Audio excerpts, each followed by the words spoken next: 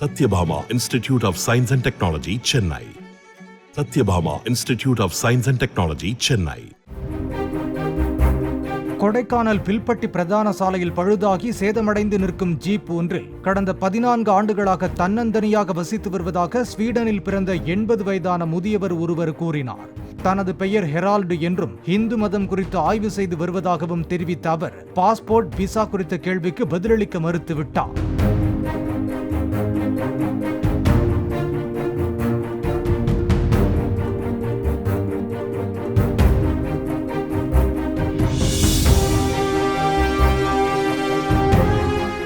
Satyabhama Institute of Science and Technology, Chennai.